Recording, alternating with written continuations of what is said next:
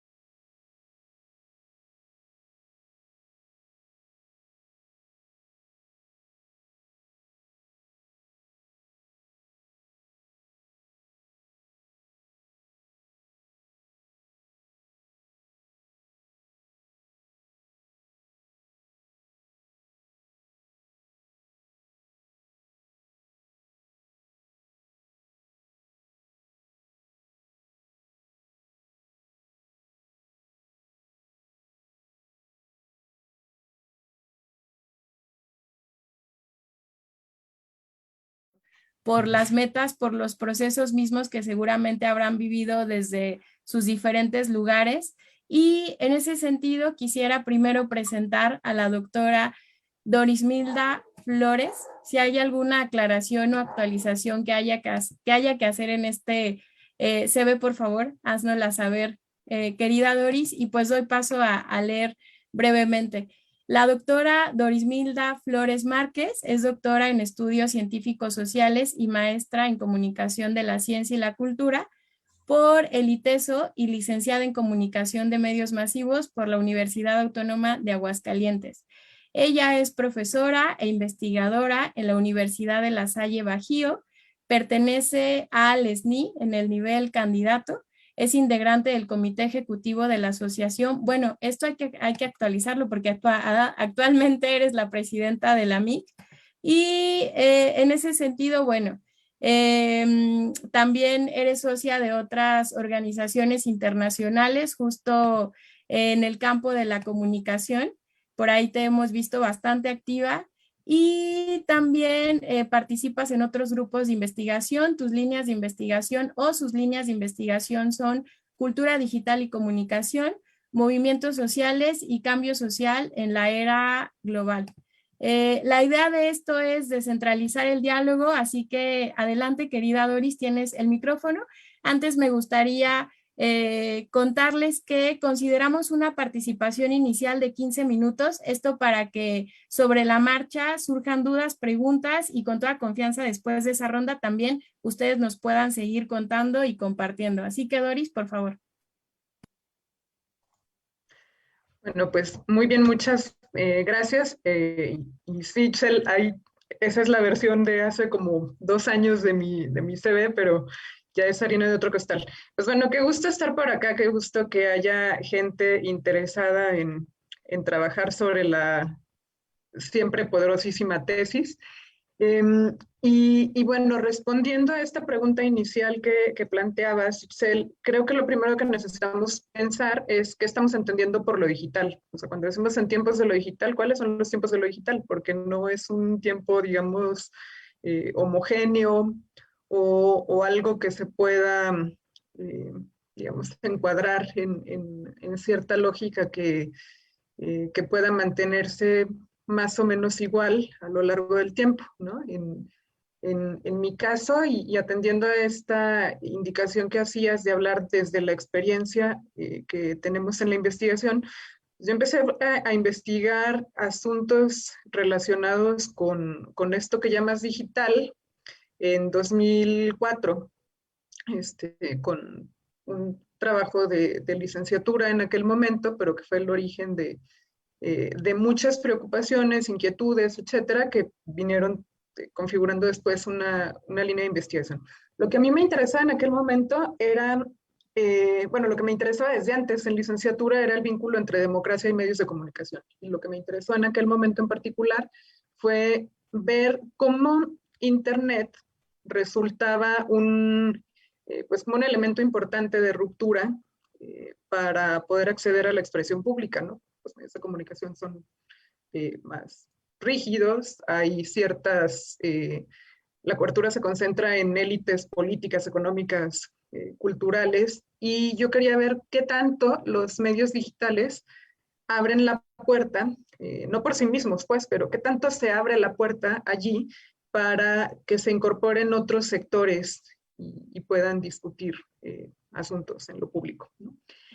Y entonces, a raíz de como esa primera inquietud, pues he ido investigando sobre distintas cosas, sobre blogging autobiográfico y esta ruptura de fronteras entre lo público y lo privado, sobre las prácticas de comunicación digital en grupos activistas sobre todo, y otros que no se consideran a sí mismos como activistas, pero que hacen algún tipo de intervención sobre el espacio público urbano, activistas, migrantes, etcétera, ¿no?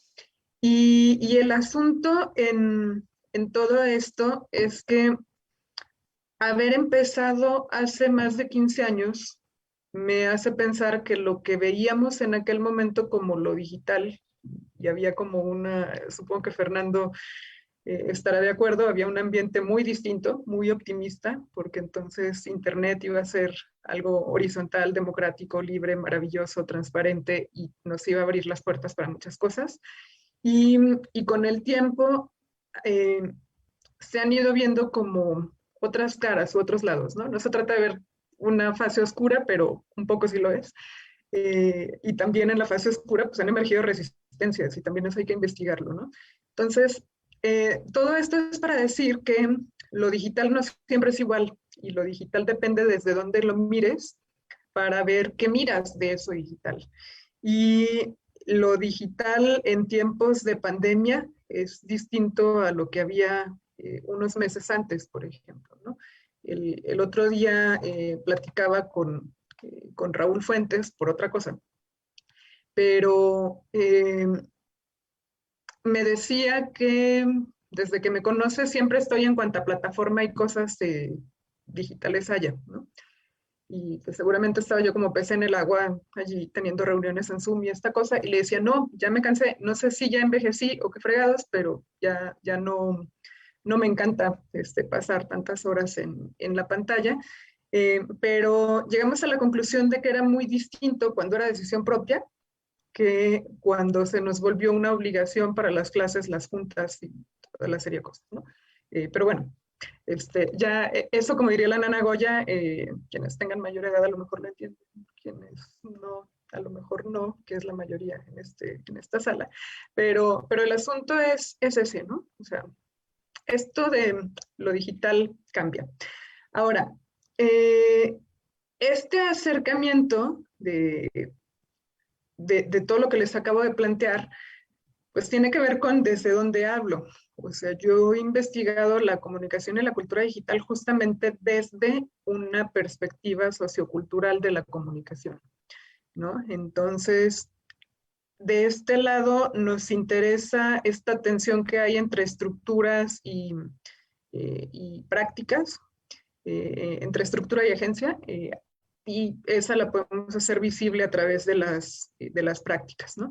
Y entonces el asunto con esta serie de cambios que hemos ido viendo a lo largo del tiempo, pues yo los estoy leyendo desde allí, desde esta posibilidad que dan las prácticas de transformar una serie de realidades, de abrir otra serie de cosas y de hacer que la lógica a veces de las plataformas no sea la que los creadores imaginaron, sino la que, en algunos casos, la que los usuarios apropian. Pero al mismo tiempo, y sobre todo en los años más recientes, pues es importante que consideremos los otros lados de eso, ¿no? Las discusiones que ha habido, por ejemplo, en asuntos de privacidad, de recolección de datos, de estos otros usos, sobre todo a raíz del escándalo de Cambridge Analytica, hubo mucho que se tuvo que discutir en torno a esto, que nos obliga también a pensar, incluso a quienes trabajamos o con más razón a quienes trabajamos desde una lógica cualitativa, en los aspectos éticos de la investigación en torno a la cultura digital. Y también para redondear esta idea acerca desde dónde investigo, pues, bueno, ya les decía, desde una perspectiva sociocultural de la comunicación, pero también desde un entrecruce muy, muy específico, ¿no? Esta parte que les contaba de lo que me interesa es lo público, y más específicamente la expresión pública y la manera en la que hay estas fronteras borrosas entre lo público y lo privado, que dan lugar a transformaciones en las lógicas mediáticas, que dan lugar también a posibilidades de acceso a la expresión pública, pero que sin duda no es algo que tengamos simplemente que romantizar, digamos, en términos de, qué bonito, ya se pueden expresar, ¿no? O sea, creo que hace falta trabajar de manera más crítica. Y bueno, para no extenderme muchísimo en esta primera intervención, pues creo que ese es el punto. ¿Cómo estamos entendiendo lo digital? Y eso se relaciona no solamente con lo que tenemos en la teoría, sino con la experiencia biográfica propia. La mayoría de la gente que está por acá es muy joven. Hubo algunos a los que nos tocó la incorporación de los medios digitales en otro momento. En mi caso, la primera vez que usé una computadora, yo estaba en secundaria. No es que antes no existieran, es que ahí me tocó como el primero, ya después me compraron la mía y tal, pero desde antes ya había algunos elementos que a mí biográficamente me permitieron irme interesando e ir conectando ideas en torno a los medios y a esta cultura mediática, cultura digital, ¿no? Que eran los videojuegos, los videoclips y las películas. Específicamente me tocó crecer en los 80s con toda esta serie de efectos especiales, ¿no? Y entonces me parece que un buen tip para la gente que está ahorita empezando, que se está formando, es hacer su propia biografía digital. O sea, ¿dónde empezaron? ¿Con qué plataformas? ¿Con qué prácticas? ¿Cómo han entendido lo digital desde la experiencia? Y conectar eso con lo que revisan también en la teoría, ¿no? Y pues bueno, hasta aquí dejo yo mi participación en esta primera vuelta. No sé si haya más, pero hasta aquí la dejo. Muchas gracias, querida Doris. Ese último tip que nos dejas está buenísimo. Hacer nuestras propias biografías digitales y en ese sentido conectar la experiencia y lo teórico. Entonces, ahora pasamos con el doctor Fernando Peyroné. Y el doctor Fernando Peyroné es docente e investigador de la Universidad Nacional de San Martín, fundador de la Facultad Libre de Rosario. Es director del Observatorio Interuniversitario de Sociedad, Tecnología y Educación. Aquí también, si hay algo que sea importante actualizar, por favor, doctor. Doctorando del Doctorado en Estudios Sociales de América Latina, Centro de Estudios Avanzados de la Universidad Nacional de Córdoba, director del Programa del Saber Juvenil Aplicado, coordinador de las Tecnicaturas Informacionales de la Universidad Nacional de José Paz, fundador de la Facultad Libre de Rosario y director del proyecto Profesiones Invisibles, proyecto académico 2016-2020, director de la serie Pensamiento y Educación de la editorial de la Universidad Nacional de Villa María, autor, entre otros libros, de Mundo Extenso, ensayos sobre la mutilación política global, historia de la Biblia, junto a otros autores, de educación alterada, aproximaciones a la escuela del siglo XXI, Platón en el callejón, los griegos en disputa y el futuro ya no es lo que era. Y creo que esa última premisa de ese libro ahorita más que nada se viene a comprobar. Entonces, doctor Fernando Peyronet, tiene el micrófono, por favor. Bueno, buenas tardes. Muchas gracias por la invitación. La verdad que me siento muy honrado de poder participar de esta singular movida académica. El amigo Luis Josué siempre está estimulando este tipo de innovaciones en el ámbito académico que son muy saludables y muy necesarias. También agradezco, por supuesto, a todos los organizadores del Tesi Café, a la Facultad de Ciencias Políticas y Sociales, a la Universidad Autónoma de México, por supuesto, y también me honra mucho poder compartir este panel con Doris Milda, así que muchas gracias. Por lo que entiendo, vamos a tener dos intervenciones. Voy a plantear en esta primera intervención algunas cuestiones vinculadas a lo que sería, digamos, una situación epocal que de alguna manera nos interpela y que de alguna manera también nos empuja hacia un abismo que es difícil mirar, porque es un abismo que de alguna manera nos deja sin muchas de las referencias en las cuales nos apoyábamos para ser quienes actualmente somos. Entonces, de algún modo asomarse a ese abismo es también un poco dejar de ser quienes somos y arriesgarnos a hacer otra cosa que no tenemos mucha certeza de cómo es. Entonces, mi ponencia abarcaría dos partes. La conjunción de esas dos partes la titulé Visibilización y asimilación de los saberes tecnosociales, y dos puntos, un desafío metodológico para las ciencias sociales y humanas. Eso es lo que me voy a proponer conversar con ustedes, y por supuesto muy dispuesto al diálogo, que creo que es la parte más rica que uno puede tener en este tipo de cosas, ¿no? El intercambio con tesistas, con gente que está investigando, etc. Me gustaría entonces, en esta primera parte, hacer como hincapié en algo que de alguna manera también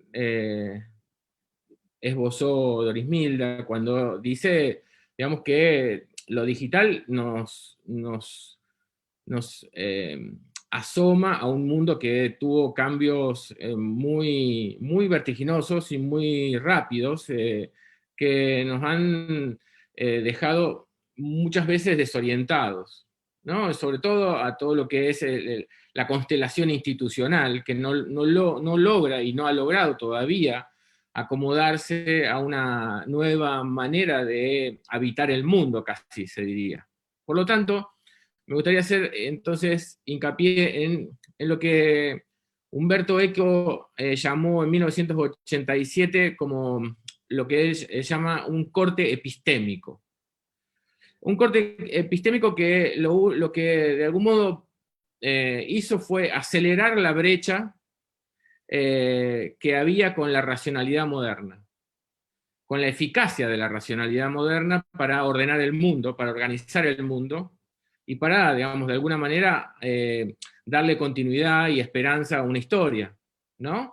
Porque si es una historia que nos va a asomar a una serie de catástrofes sociales y ambientales cada vez más importantes, entonces es lo que de alguna manera está generando esa duda y esa lógica, digamos, el desconcierto, ese descontento con la modernidad racional. A partir de lo cual, digamos, y fundamentalmente con este corte epistémico, que yo lo ubicaría más o menos alrededor de los años 90, mediados de los 90, digamos, se produce un corte epistémico muy fuerte. Como les decía, aumenta la brecha con la racionalidad moderna y empiezan a producirse, hay nuevas maneras de producir sentido que ya no tienen la lógica lineal y secuenciada que tenían durante la modernidad, sino que empiezan a producirse sentidos de manera no lineales o, como podríamos llamarlo en términos deleuzianos, con características rizomáticas. Y que a su vez generan nuevas formas de habitar el mundo y nuevas formas de subjetividad, nuevos procesos de subjetivación. Esto, sin duda, es una cosa que se nos vino encima a las ciencias sociales y humanas e interpeló la manera en que pensábamos, básicamente. Yo adjudicaría esta discontinuidad epistémica a tres factores muy fuertes. Uno es la hipertextualidad, como una manera ya de organizar el conocimiento y como una manera de organizar la vida intelectual también, pero también una manera de organizar y de eludir, si queremos, el mundo de la academia como legitimadora del saber y de la educación formal como legitimadora del saber. En términos de Alessandro Barico, en el libro The Game último, donde él analiza profundamente, no me gusta usar la palabra profundamente, pero es un vicio que tenemos de suponer que en la profundidad hay algo más importante que lo que hay en la superficialidad, y un poco eso es lo que me lleva a estar un poco en descontento conmigo mismo cuando la uso esa palabra. Pero ahí Barico, en ese libro The Game, que se los recomiendo mucho, que es la segunda parte de un libro anterior que se llama Los Bárbaros, que habla sobre las mutaciones, él dice, la hipertextualidad no es un concepto, es una forma de pensar. Es también el inicio de una nueva civilización y por lo tanto una nueva cosmovisión. Es una tesis completamente arriesgada o, si se quiere, desafiante de la tradición académica o ilustradora de la modernidad.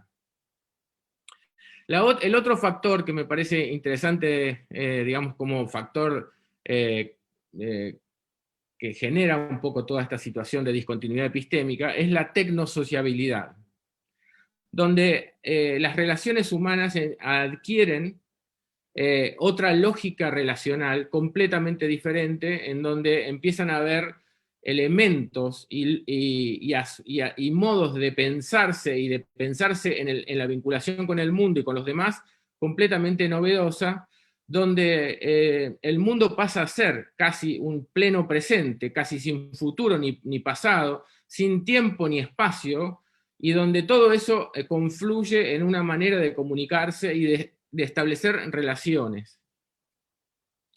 Y eso, casi como una consecuencia lógica, la tecnosociabilidad trae aparejada lo que podríamos llamar una especie de desdoblamiento de la realidad.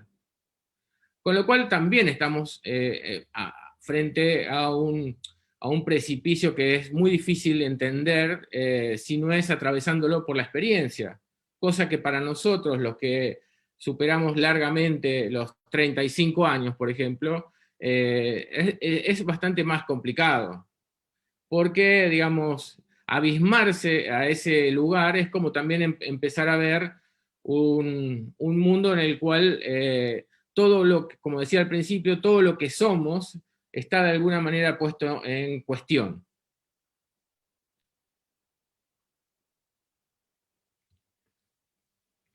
Y el último punto que me parece que de alguna manera precipita este corte epistémico es un desplazamiento cada vez más pronunciado. Yo podría decir, tal vez hoy sería más lógico decir un abandono del logos. El logos que de alguna manera organizó la racionalidad occidental. Y que por lo tanto, al abandonar el logos y desplazarse de un modo muy fuerte hacia lo icónico y hacia lo audiovisual, como si el mundo se convirtiera en una especie de interfase a la cual hay que leer permanentemente, este desplazamiento trae una interrupción de los universales, todos aquellos universales que habían sido categóricos y que por lo tanto nos organizaban y nos mantenían en una relación con el mundo, han sido discontinuados y ya no tienen el peso que tenían para justamente darnos ese espacio, esa seguridad, esa certeza, esa comodidad. Hay una interrupción de la objetividad con el desplazamiento del logos. No nos olvidemos que el logos, a ver, original, en términos etimológicos, la palabra logos tiene el mismo origen que la palabra contar. La palabra contar la usa Homero en la Ilíada, cuando él habla que Ulises está pasando frente a una isla y ve una serie de ocas.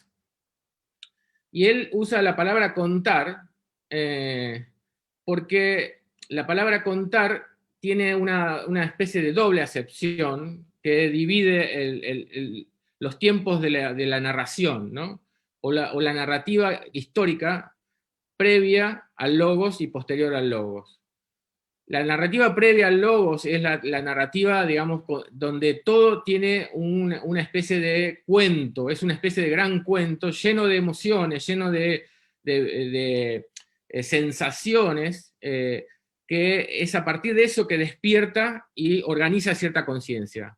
El logos, cuando pasa de ser contar como narración a ser contar cantidad y a organizar como racionalidad, el mundo empieza a tener un orden narrativo, pero por lo tanto un orden manejable, un orden que le da sentido. Bueno, ese orden que le dio a través de la racionalidad, como muchas veces podemos ver que se traduce la palabra logos como razón, o como unidad de sentido. Bueno, eso es lo que hoy, que organizaba el sentido, y por lo tanto para nosotros el mundo enciclopédico, ¿no? El mundo de la razón es el mundo enciclopédico, es el mundo de la ilustración.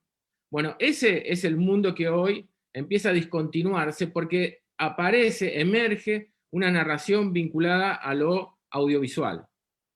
No hace falta más que ver lo que pasa con Snapchat, TikTok, Instagram, como un desplazamiento hacia toda una narrativa audiovisual que deja de lado el logos, o por lo menos no le da tanta relevancia como tenía. Porque por eso no digo que lo hemos abandonado absolutamente, sino que hay como una discontinuidad, una interrupción. Ese desplazamiento hacia el audiovisual es lo que finalmente nos arroja a una lógica de lectura del mundo completamente diferente. Y eso coincide con lo que Margaret Mead llamó la cultura prefigurativa.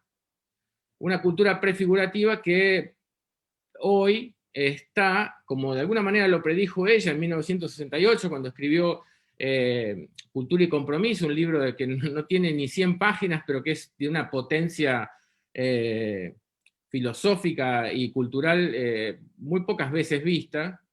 Ese libro, ella anuncia de alguna manera la discontinuidad de la cultura que había tenido en los padres y en los hombres fundamentalmente la ordenación del mundo. Esto que ella dice en algún momento va a pasar a ser una potestad de los jóvenes. y ellos jóvenes van a ser los que tienen tal vez el saber más importante de una cultura y de una sociedad. Entonces lo podríamos decir como cuando, digamos, la cultura posfigurativa y la cofigurativa son culturas en donde el hombre era el que, digamos, compraba un auto, se hacía responsable del auto, prestaba un auto, enseñaba a manejar el auto, mientras que hoy, digamos, la cultura configurativa fue donde ese hombre tuvo que empezar a compartir cosas y donde ya el control remoto del televisor circulaba por la familia y de alguna manera todos reclamaban un espacio para poder tener una cierta participación, y pasó a una cultura prefigurativa donde hoy mayormente son niños los que más conocen el código del elemento cultural por excelencia, que es en este momento el celular. Entonces, y donde Internet y todo lo que ocurre alrededor de Internet tiene una asimilación muchísimo más rápida por parte de los jóvenes que por parte de los adultos. Y que cuando nosotros le preguntamos, y esto es un poco la síntesis de lo que quería decir, cuando nosotros le preguntamos a un niño cómo se hace algo, estamos subordinándolo a una cultura que dejó de tener sentido.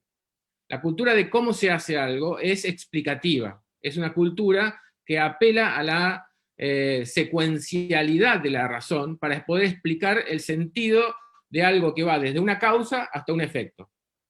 En cambio, los chicos, muchas veces cuando tienen que explicar algo, les resulta más fácil ponerse enfrente de la pantalla y demostrarlo con las manos y con los dedos, o con un mouse, antes que explicar qué es lo que está pasando con esas manos, esa pantalla y esos dedos.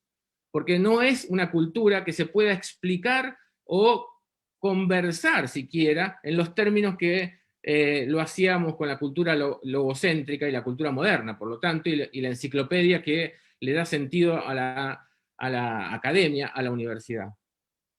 En este sentido, y para ir terminando, porque ya estoy pisando los 15 minutos, me gustaría dejar planteado que estamos asomados, por lo tanto, a un saber tecnosocial que empieza en lo tecnológico, pero que se desplaza también o incorpora fuertemente lo social, y aquello que de alguna manera era nada más que tecnológico, hoy ya no puede, digamos, no hay ningún efecto social, institucional, en todos los campos disciplinares, en la política, en la organización institucional, en la investigación, no hay ningún campo que hoy pueda prescindir de esa tecnología, porque sencillamente facilita las cosas y al mismo tiempo produce muchísimos más resultados más rápidos que lo hacíamos cuando estábamos con otro tipo de recursos.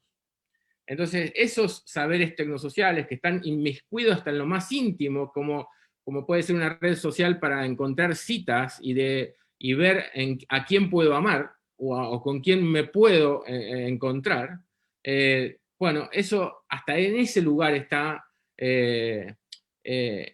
incursionándose en la vida subjetiva. Ahora, eso también tiene un paralelo en lo social, tiene un paralelo en lo económico, tiene un paralelo en lo académico, y por supuesto tiene un enorme desafío metodológico para investigar, que es lo que me gustaría que conversemos en la segunda intervención. Muchas gracias.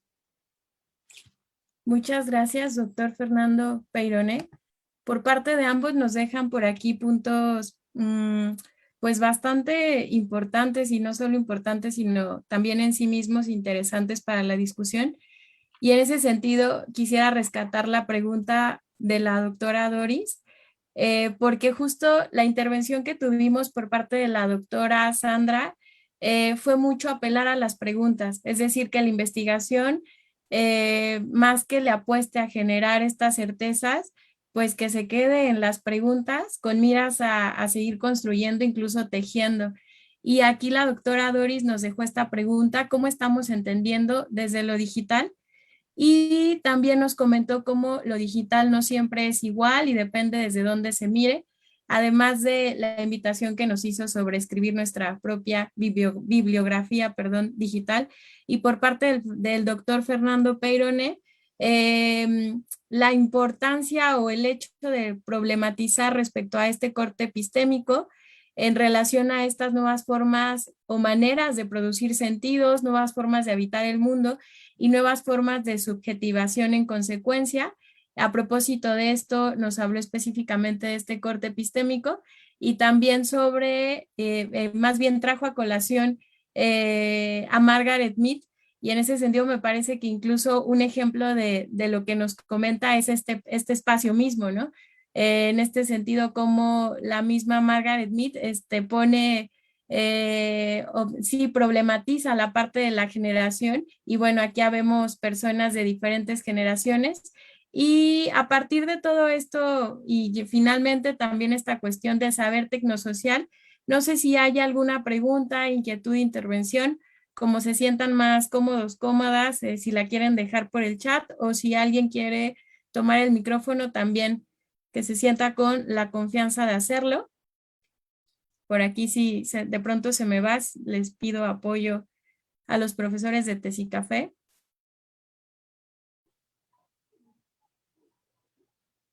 Aquí, Manoa, por favor, Manoa. Gracias. Buenas tardes, tengan todos.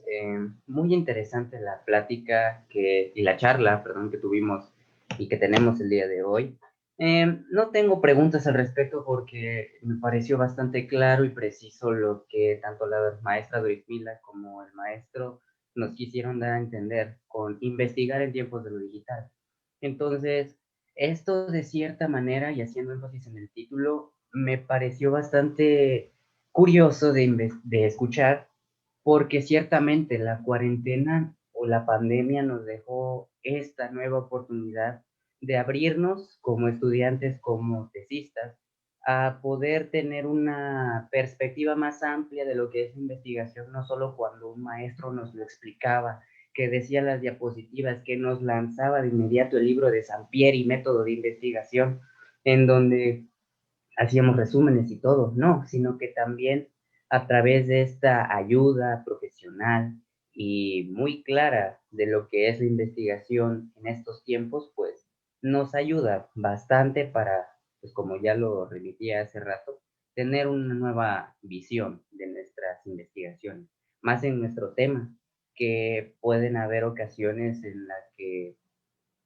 en nuestro tema de investigación tuviera que tener ahora sí pues una necesidad de poder ir a los lugares, de poder convivir y platicar con las personas, pero no de modo presencial, sino de modo virtual, lo cual empobrece un poco la información porque no es como para poder ahora sí dialogar más ampliamente. Entonces, con esta nueva aportación y nuevas técnicas de estudio, nuevos énfasis en la investigación, pues es muy importante el hecho de poder ahora sí tener una aplicación a todos estos temas. Y felicidades por compartir y por dar sus puntos de vista a todos nosotros. Gracias, Manoa. ¿Alguien tendrá alguna pregunta, comentario, observación, lo que sea, para antes de ello, o más bien antes de pasar a la siguiente parte de...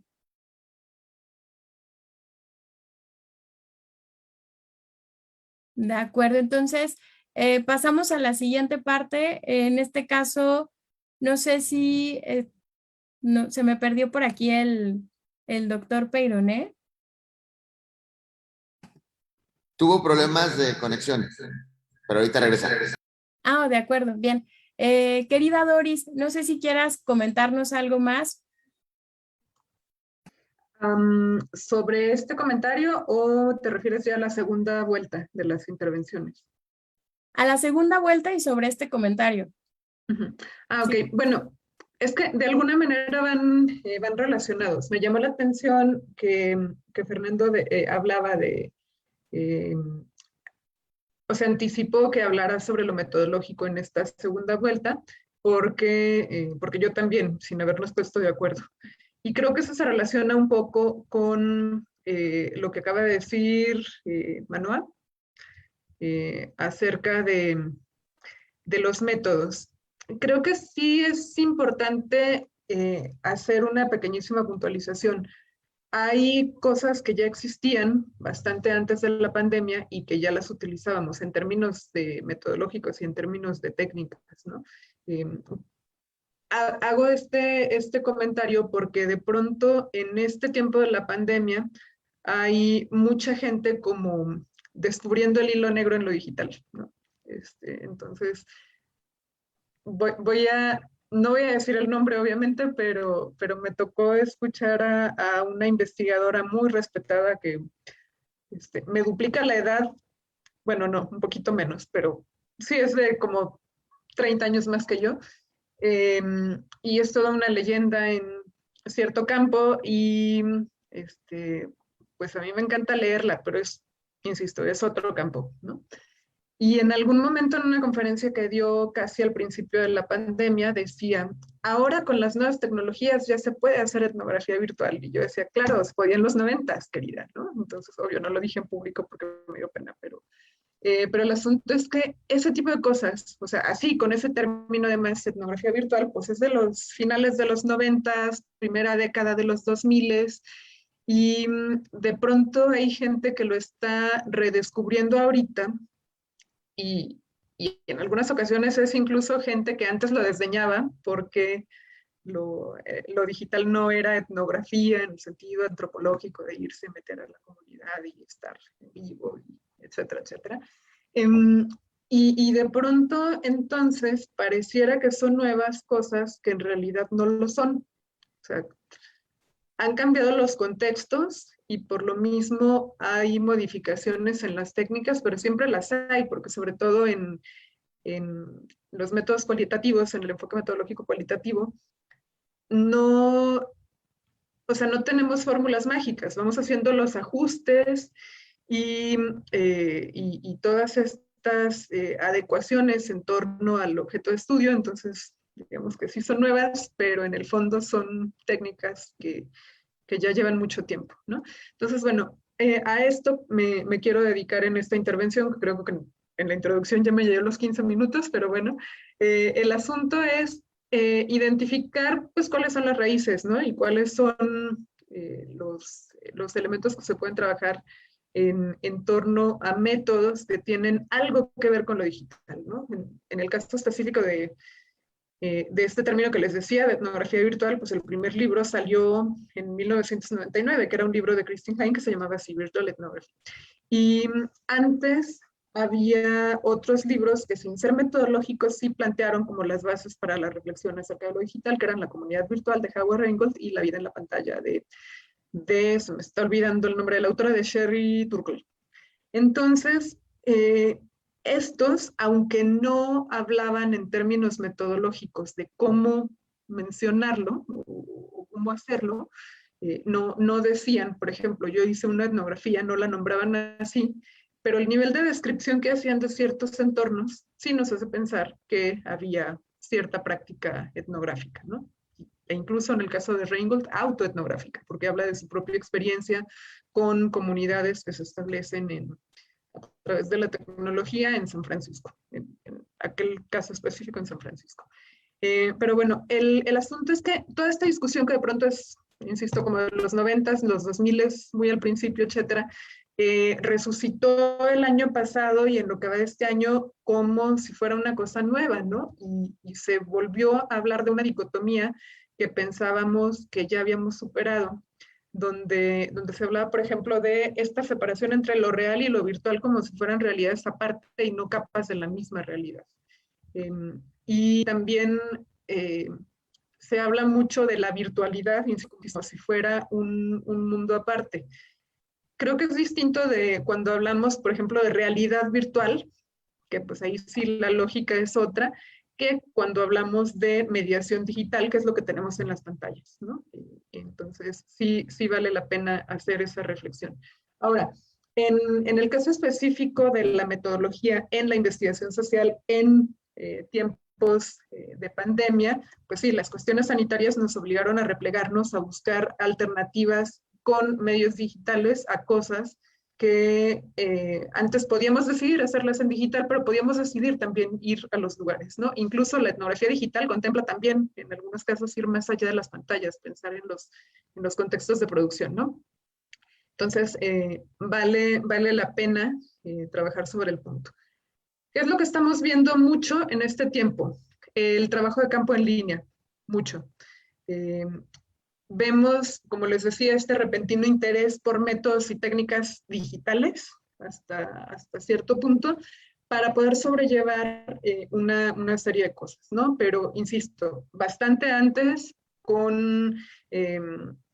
sin pandemia, sin necesidad de replegarse hacia los entornos digitales, pues ya hablamos de etnografía digital, que bueno, además ha pasado por 20 millones de términos, ¿no? Etnografía virtual, ciberetnografía, netnografía, etnografía, hiperetnografía, etnografía digital, etnografía de lo digital, etnografía de internet, etcétera, ¿no? Pues hay como muchos términos.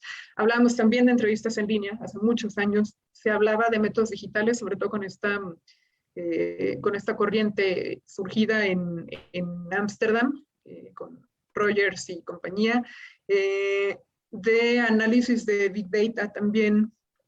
Se hacía trabajo, sobre todo en ingeniería, se hacía mucho trabajo digital con simuladores, y en algunos casos en ciencias sociales también le apostaban a los simuladores para trabajar con procesos.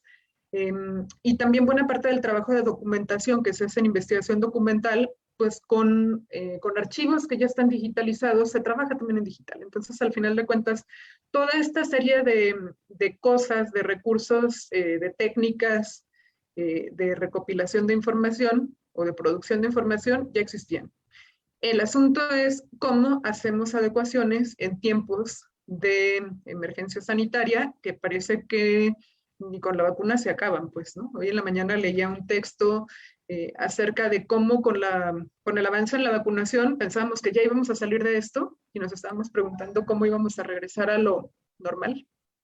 Nota al pie para quienes no estaban atentos a la pantalla, hice comillas porque lo normal sabe qué cosa será, y lo que sea que tuviéramos antes no es algo a lo que sea posible regresar.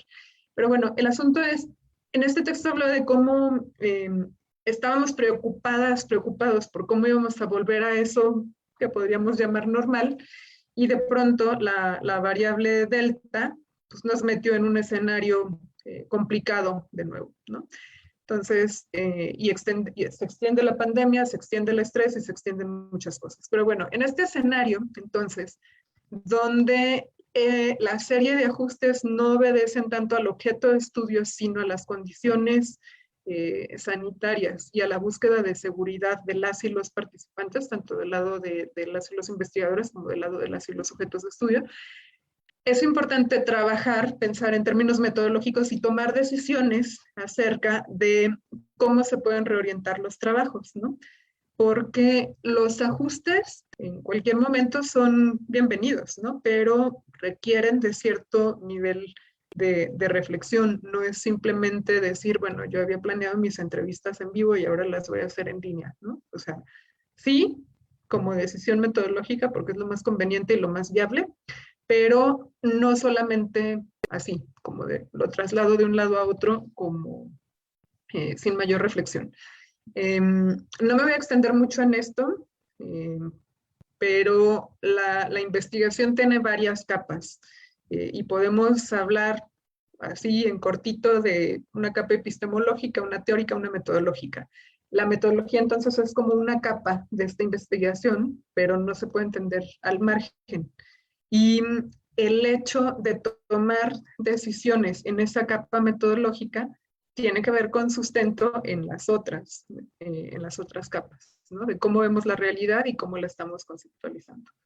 Y entonces, en este sentido, vale la pena que nos preguntemos en torno a los objetos, qué sí podemos investigar en línea y qué no, porque no es que haya una separación absoluta entre lo online y lo offline, pero las lógicas de los espacios sí son distintas. O sea, incluso cuando digamos, bueno, no son realidades aparte, son una misma, pero las lógicas sí son bien distintas a la hora de hacer trabajo de campo y de tratar de recopilar datos.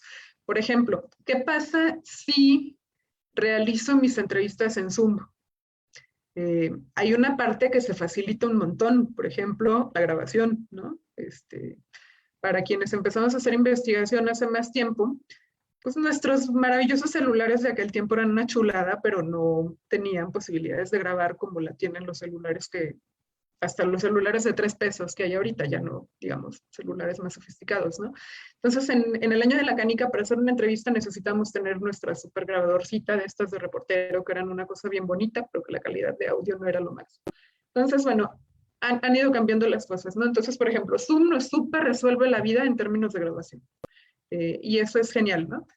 ¿Podemos tener más o menos la misma información a través de una entrevista en Zoom de la que tendríamos en una entrevista en vivo? Sí, por supuesto, en términos de discurso. O sea, lo que te dice alguien, sí puede ser lo mismo, pero ¿qué es lo que no tienes? El contexto.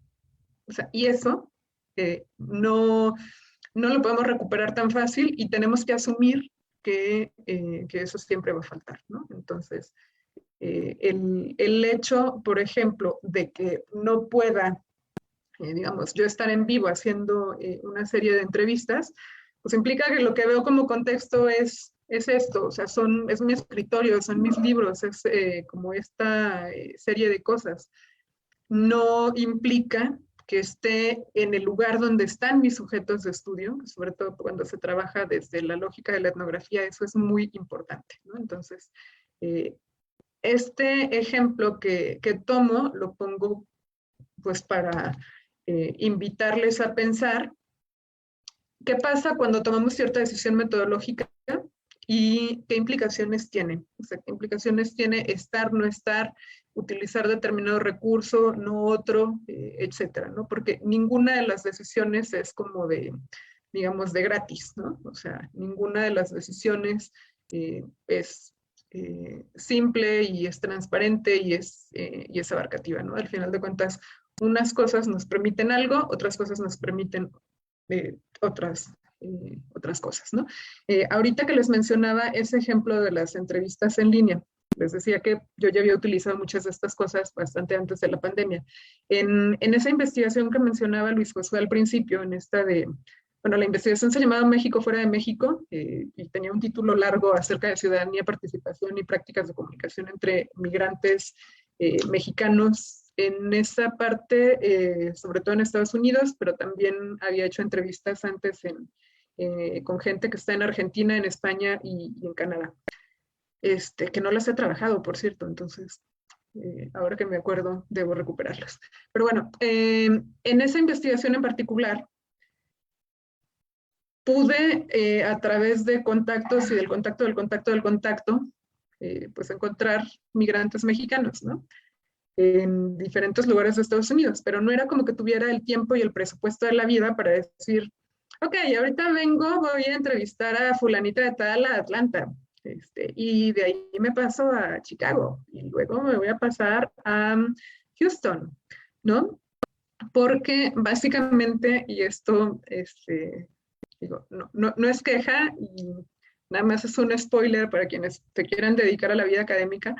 A veces cuando somos estudiantes pensamos que no tenemos tiempo para nada, pero luego nos convertimos en profesores investigadores de tiempo completo y es cuando de verdad no tenemos tiempo para nada. Y tenemos una serie de cosas, de compromisos, las clases, por ejemplo. Y entonces, en mi caso, en aquella investigación, tenía que cuadrar mis tiempos de clases con los tiempos de la facultad, los tiempos de los eventos, los tiempos de otras responsabilidades, el presupuesto que tenía asignado para poder hacer de trabajo de campo en Estados Unidos y mis grandes ideas terminaron en una estancia de 2 semanas en Los Ángeles, que no estuvo nada mal, pero al final de cuentas la serie de gente que estaba en otros lados, pues había que entrevistarla de algún modo, ¿no?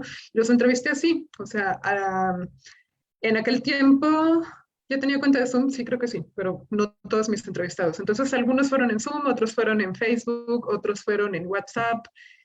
Fue un cohete para hacer las grabaciones, pero al final de cuentas, la mayor parte de mis entrevistas, eran 36 entrevistas, por ahí yo creo que casi 30 eran en línea. Y en aquel momento no era por emergencia sanitaria, era, como les digo, porque no tenía tiempo ni dinero para andarle dando la vuelta a Estados Unidos. Entonces, el asunto es que yo tenía clarísimo eso, que lo que me interesaba era la experiencia de los migrantes, de las y los migrantes en sus palabras, y que eso sí lo podía recuperar a través de entrevistas en línea. Pero la otra parte de trabajo de campo que sí hice así en vivo en Los Ángeles y en San Francisco, fue la que me permitió, por ejemplo, meterme, incluso cuando no tenía entrevistas o algo, al entorno urbano donde estaban, donde se mueven, a ver los murales, y había cosas que no formaban parte de mi investigación y que no registré de manera como tan sistemática por eso, pero que permitían ver, por ejemplo, cómo esta comunidad se estaba, digamos, haciendo presencia, expresando en el espacio público urbano, y cómo estaban incluso entendiendo lo mexicano desde allá, ¿no? Entonces, bueno, ya me extendí muchísimo, pero la idea era esa. O sea, hay que tomar decisiones metodológicas, pero no hay que hacerlo de manera como tan inocente, simple o así nada más como de, voy a hacer entrevistas en línea, voy a hacer etnografía en línea y ya, ¿no? Hay que tener un proceso de reflexión para ver por qué, cómo y para qué permiten, qué no permiten, qué se gana, qué se pierde, etcétera, ¿no? Ya, hasta aquí dejo mi intervención. Muchísimas gracias, querida Doris. Creo que todo esto que nos compartes es, no lo creo, sino creo que va más allá. Súper valioso porque justo parte de una experiencia muy concreta y también ese spoiler que nos haces. Gracias. Entonces, pasamos con el doctor Fernando Peyroné para la segunda parte de su intervención. Bueno, muchas gracias. En un momento desaparecí, se me cortó un poco la comunicación, pero volví a tiempo para escuchar a la profesora. Había terminado la parte anterior diciendo que estábamos ante la emergencia de un saber tecnosocial de carácter prefigurativo que justamente por su carácter prefigurativo todavía no está suficientemente trabajado en términos teóricos, por lo tanto tampoco está conceptualizado.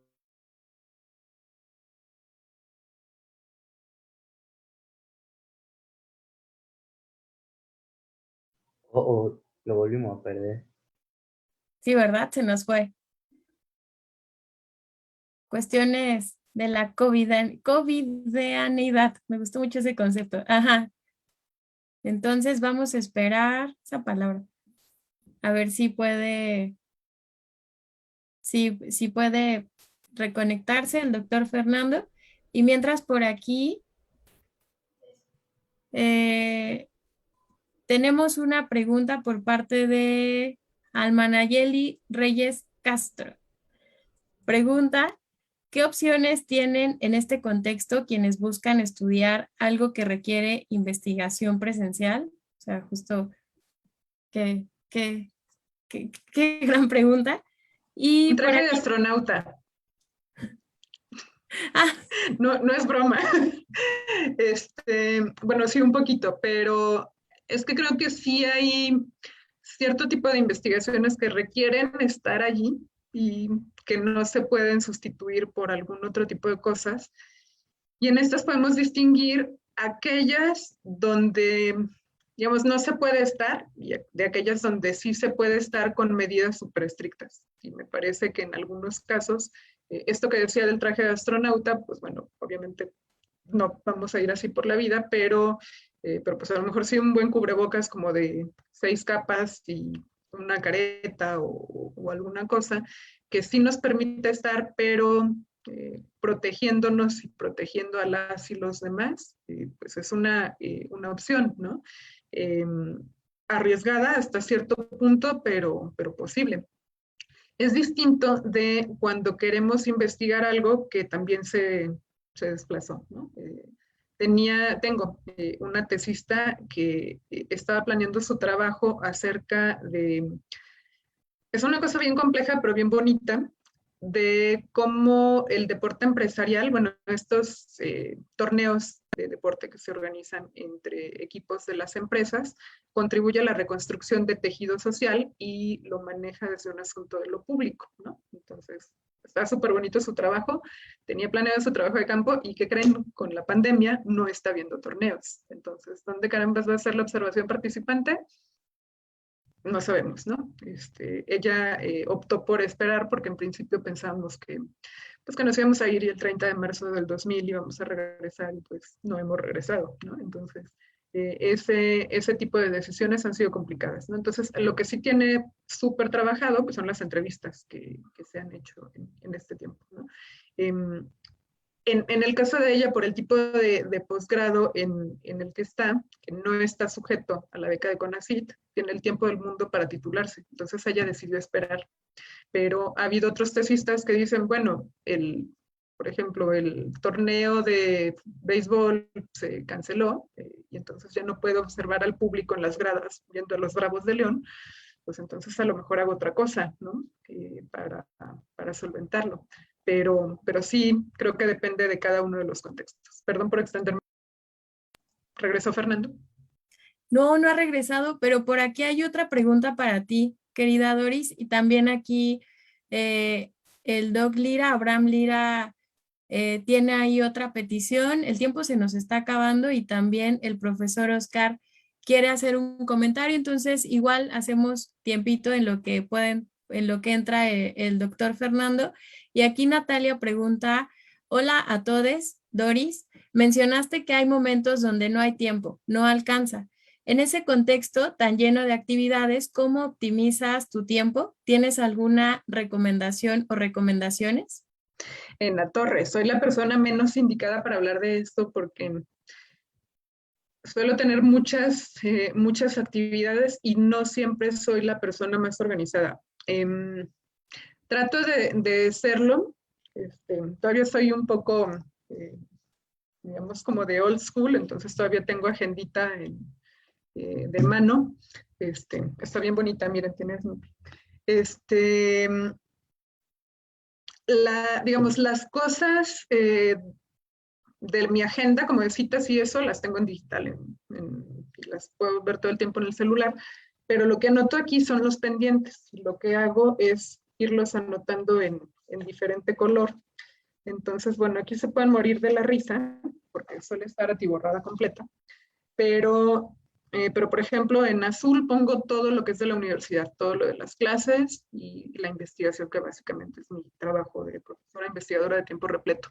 En rojo tengo las publicaciones y en negro tengo los otros proyectos, por ejemplo, IMC, ARIAMI, que están en negro, ¿no? Y en verde, alguna otra cosa, por ejemplo, que me interesa leer y que si no la pongo en la agenda a veces se me olvida que quiero leer eso, ¿no? Entonces, eso hago siempre, o sea, por ejemplo. La otra es, aunque suene como a estos consejos como un poco de mundo empresarial, pero hay una técnica que se llama Pomodoro que a mí me ha resultado bastante útil, que es esta de enfocarse en hacer una sola cosa 25 minutos seguidos y luego 5 de descanso. O sea, ese asunto de los descansos, aunque no lo crean, es clave, porque permite que se oxigene la mente y que se pueda pensar en otra cosa. Y algo clave también es... creo, no perder el foco de qué es lo importante y qué no. Y en mi caso, uno de esos equilibrios clave ha sido recordar que aunque amo mi trabajo, no tengo que traerlo encima 24/7, ¿no? En mi casa, en la universidad donde trabajo, como hay posgrados de fin de semana, sí trabajo los sábados.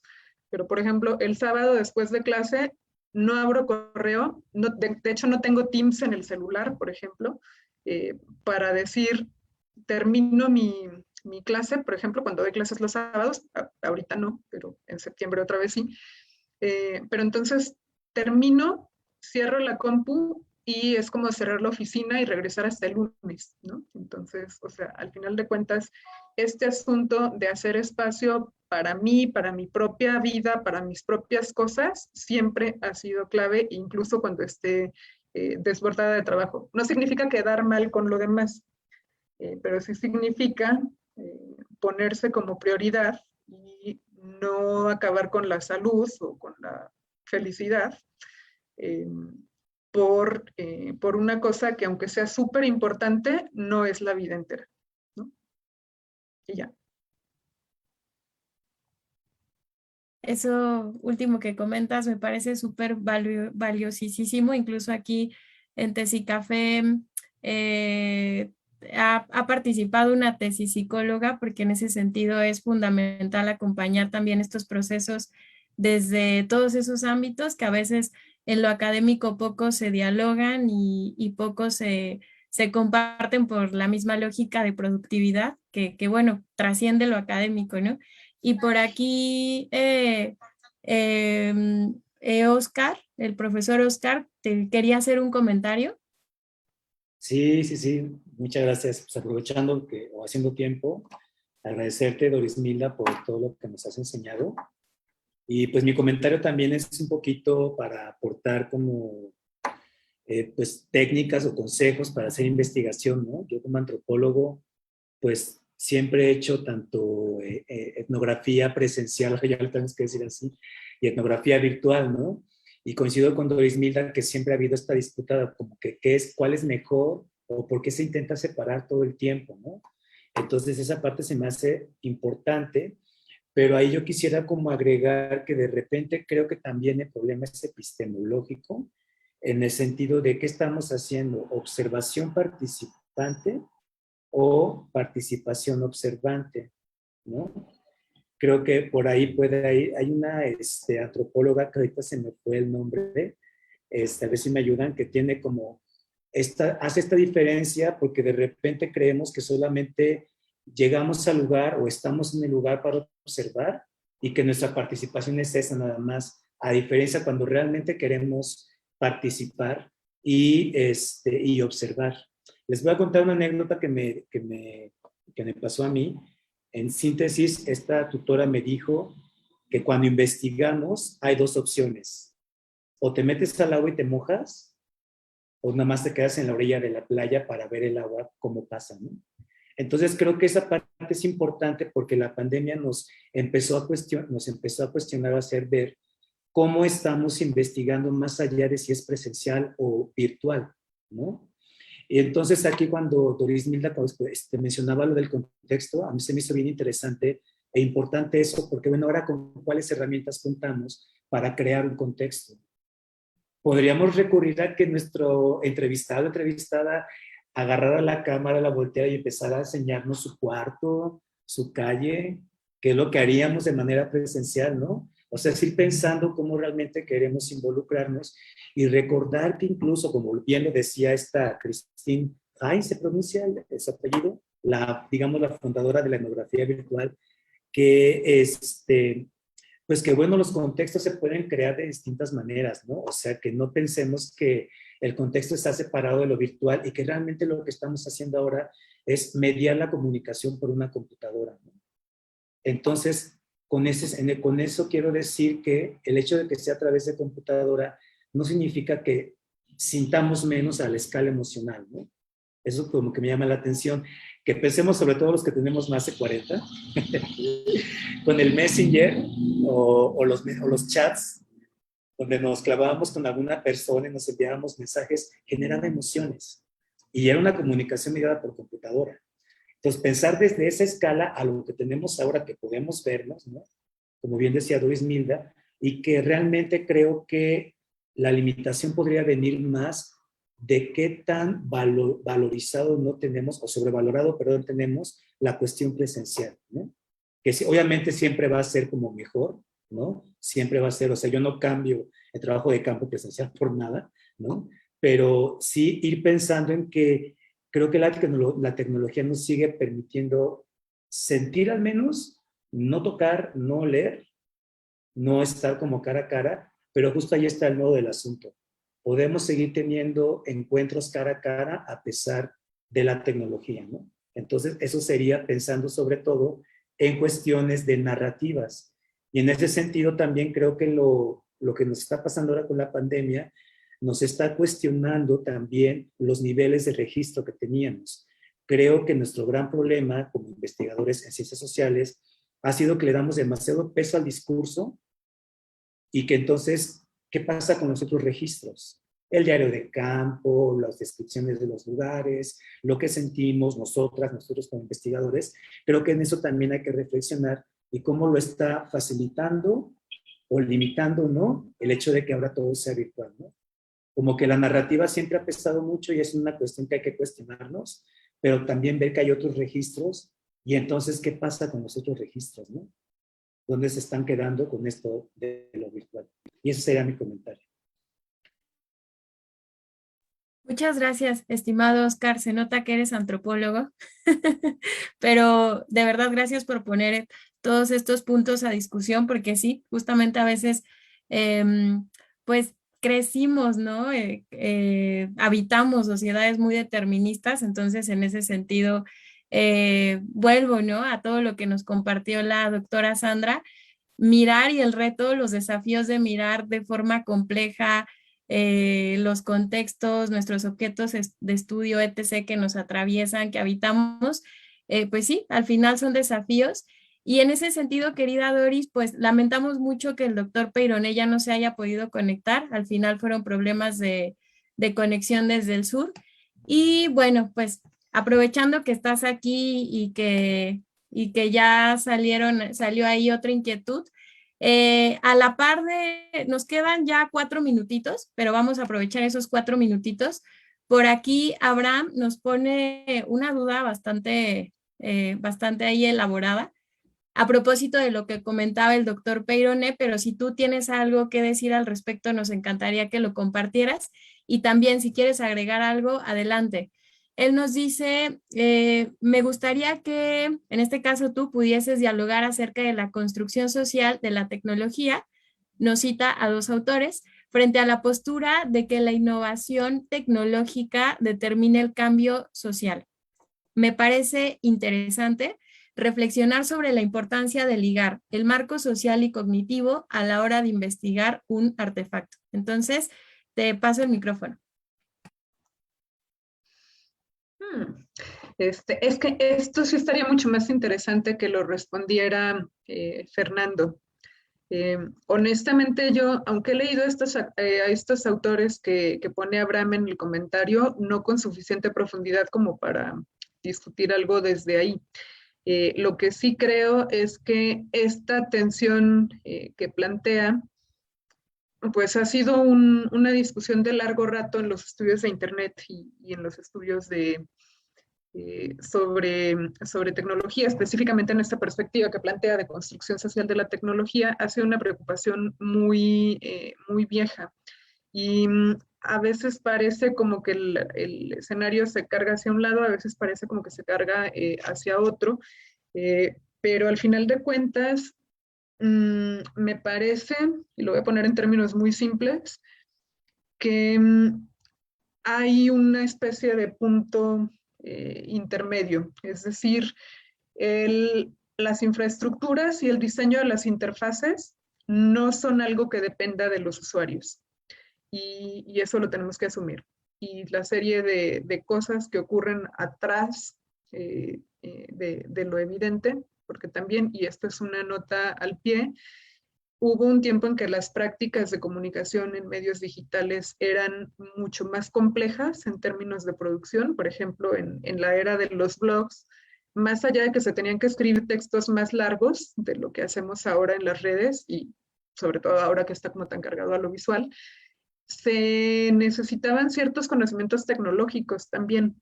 Por ejemplo, algo de programación en HTML no caía nada mal para poder hacer ajustes en el blog, ¿no? Y las plataformas, las aplicaciones ahora, en nuestros tiempos, sin establecer un antes y un después, porque pues ha sido como una historia de innovaciones constantes, pero las plataformas son cada vez más simples para un usuario o una usuaria común, pero al mismo tiempo esconden más las maneras en las que funcionan, ¿no? Me parece que esa reflexión es importante. Pero del otro lado, también las posibilidades de apropiación, pues han sido súper interesantes, ¿no? Entonces, al final de cuentas, hay una serie de cosas que están del lado de la infraestructura, de la plataformización, de la serie de aplicaciones, de los desarrolladores, etcétera, pero hay otra serie de cosas donde las y los usuarios van apropiando las tecnologías o van resistiendo o van hackeando también las lógicas, ¿no? Y eso es interesantísimo. A quienes les interesa este tema, no necesariamente desde la perspectiva que plantea Abraham, sino desde otra, hay mucho trabajo sobre activismo con datos, como esta lógica que tanto hemos criticado en los años recientes de la gestión de los datos por parte de las grandes corporaciones tecnológicas, está encontrando espacios donde hay resistencias a esas y están desarrollando otros sistemas que están como completamente por fuera o que usan esos sistemas, pero tuercen la lógica, ¿no? Y entonces hay bastante trabajo de Estefanía Milan, de Emiliano Traoré, de algunos otros autores acerca de data activism, y es muy, muy, muy interesante cómo pasó todo esto, ¿no? A mí de pronto me pasa que cuando veo todas estas problemáticas en torno a los datos, me da la impresión de que estamos en una época muy oscura de Internet o en general de los medios digitales, ¿no? Pero luego cuando leo trabajos como los de estos autores que les decía, es como si en medio del oscuro surgiera como una esperanza de que hay maneras de resistir y de hacer las cosas de manera diferente, ¿no? Que es algo que solía decir también, bueno, suelen decir muchos autores en el estudio de los movimientos sociales, ¿no?